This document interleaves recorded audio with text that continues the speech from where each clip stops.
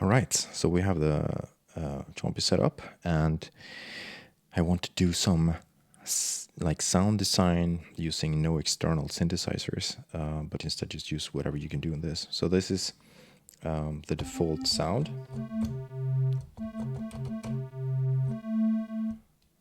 Default sound on the Chompi. This is version 2, so if you're on a previous version you might have like a sine wave type of thing instead, but this is more like a square wave nowadays. So, you know, just to be able to follow what I'm doing, default sound, I'm going to record something that's simple. Pre-looper effects on. I usually tend to go with delay, because the delay is in stereo and you get different things in each, well, left and right, so that's good for this approach.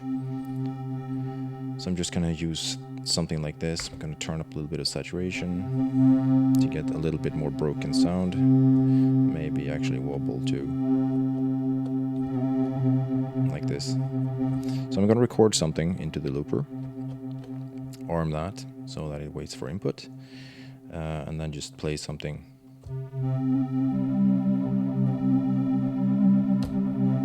Have a looper, and then I also tend to want to keep overdub for a little bit, because I want to get the tail of whatever release time is on the sound that I used. So now we have this, and this is, of course, this was recorded pre-looper with the effect, so when you turn it on and off, there's nothing, there's no tail, because there's no effects, because the effects are not post-looper.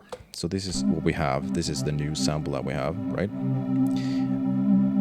So now we're going to start using the master compressor to do a little bit of magic here. Normally this is the volume knob. If you click Chompi key or a shift key and you turn that all the way up, you get the master compressor is on. You know, watch your ears when you're doing this. But so now we have master compressor on. That means that below a certain threshold there's no compression, and below or above a certain threshold there is compression. That means that if you try to get this on the border, because we did use delay, right?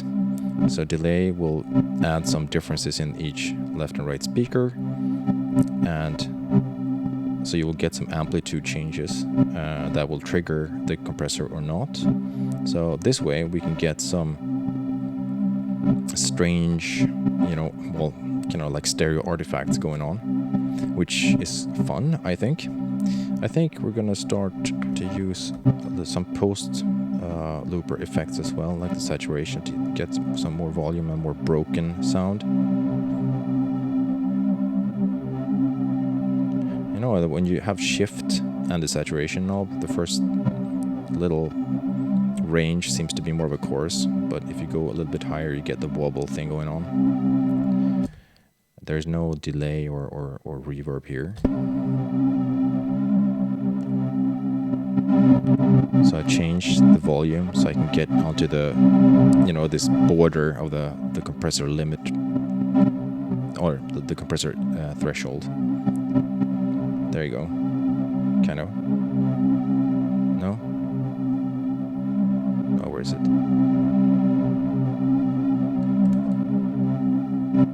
There it is. Okay, so I want to record this, right? Chompi key, input, this is mic, this is resample. That means we will resample whatever sound is playing right now, right? Put that into record mode.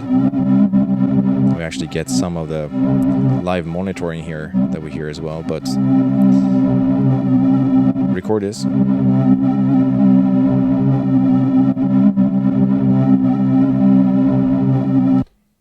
Okay, so we go back to playing this.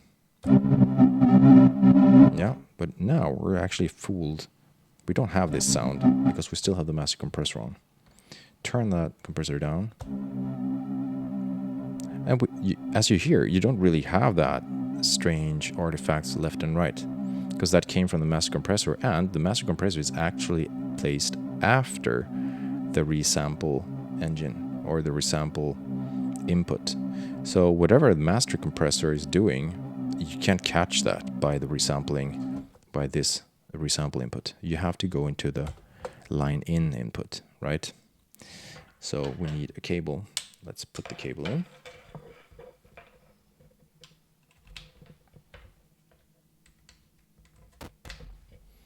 So now we have a way of recording the output to the input by using the input here, right? Instead of resample, we're going to use line input, but we're still going to send out the sound from the Chompi to the Chompi, right?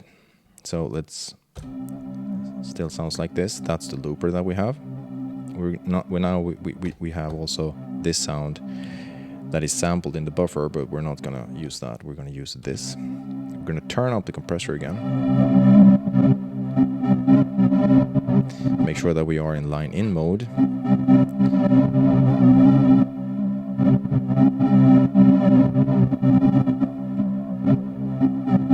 Just want to adjust so that we get these strange wobbling things. You can see on the input LED that you're kind of getting this type of, you know, artifact stuff in there as well. You can see it on the output, but you can also see it on the input that it, you know, it seems to be okay. Record this.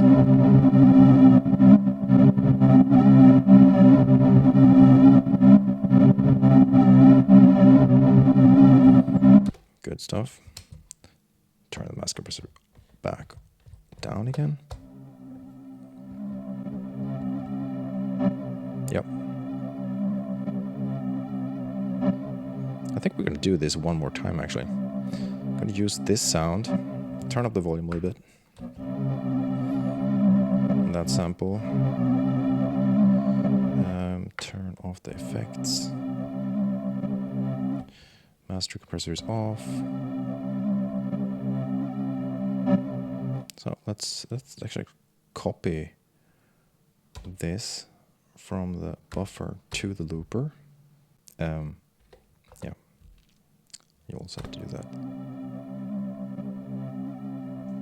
Yep, so we have that. Good stuff. Turn up the master compressor again. To get kind of another iteration of this. We can actually use some delay on this as well.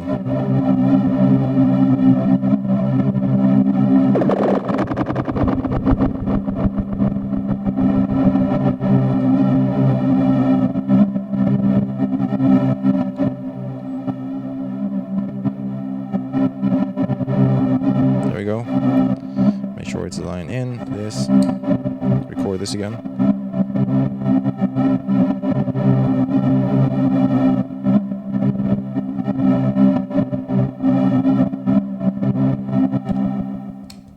Turn off the master compressor. Let's see what we have. And turn off the effects.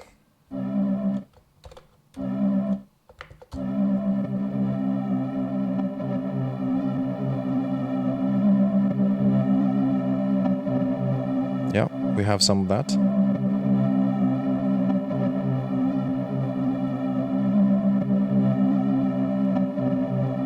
It's not as much as I wanted, actually. Let's do this again.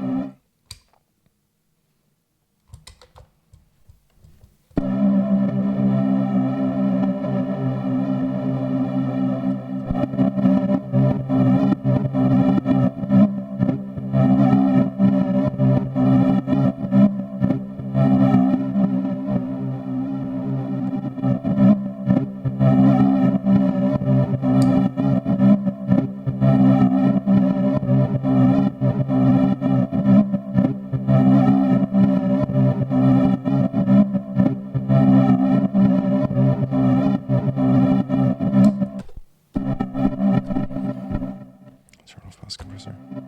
Okay, so now we have something that's more. Yeah.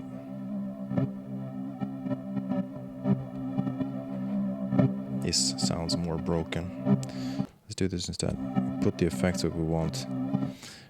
post loop or pre-looper and actually record that way instead.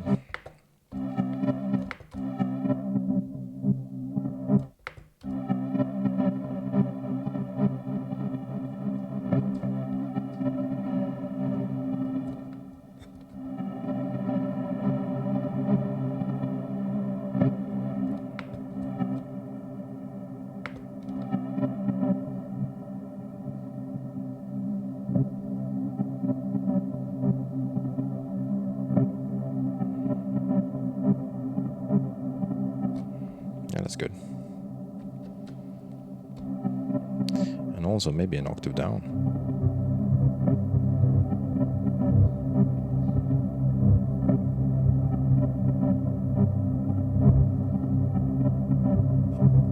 Now I'm gonna use overdub to catch the tails. So I'm gonna press overdub and then release the buttons.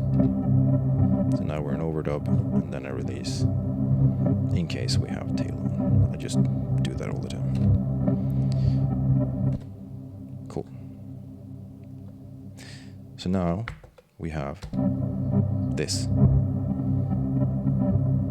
which is pretty cool, I think.